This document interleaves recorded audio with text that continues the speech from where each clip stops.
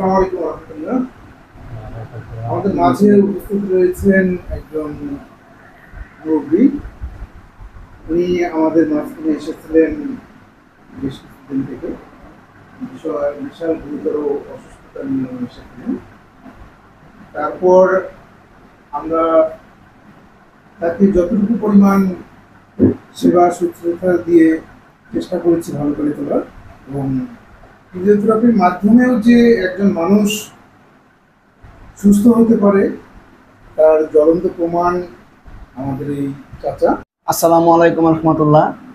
তো আলাউদ্দিন চাচা আমাদের নূরজাহান ইনস্টিটিউট অফ মেডিকেল সায়েন্সের ফিজিওথেরাপি বিভাগ থেকে তিনি থেরাপি নিয়ে মোটামুটি সুস্থ। ইতিপূর্বে আমরা তাকে এনেছিলাম, তিনি প্রায় 3 বছর যাবৎ হাঁটু ব্যথা এবং কোমর ব্যথা নিয়ে তিনি বিছনায় খুবই মুমূর্ষু অবস্থায় ছিলেন। তো প্রথম অবস্থায় আমরা তাকে যখন এখানে নিয়ে আসি, তো তাকে আমরা ধরে নিয়ে আসতাম, তিনি হাঁটতে পারতো না।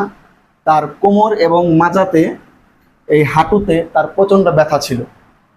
তো আমরা থেরাপির মাধ্যমে আল্লাহর রহমতে তার এই ব্যথা আমরা উপশম নিরাময় দিয়েছি এবং আমরা আশা করছি তিনি আরও দ্রুত সুস্থ হয়ে উঠবেন। তো তিনি খুবই কষ্ট করেছেন, আমার এই আলাউদ্দিন চাচা।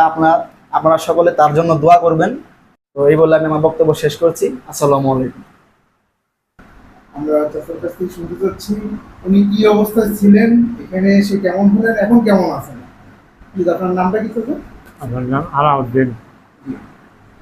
আমি তো খুবই অসুস্থ ছিলাম। দিশা কেনরা বাইরে আমরা দুজনে ধরে ধরে সরাইছে। পরে যখন এখানে এলাম, এখানে আর পরে যখন আমি মোটামুটি আধা পারি, তেমন একটা না, কিন্তু সুস্থ হয়েছে মোটামুটি। তবে থেরাপিটার কাছে বাইরে হয়েছে আমার। আশা করি যে থেরাপিটা দিয়ে দেওয়া হইলে মোটামুটি ভালো হবে, এইটুকুই আমার আশা।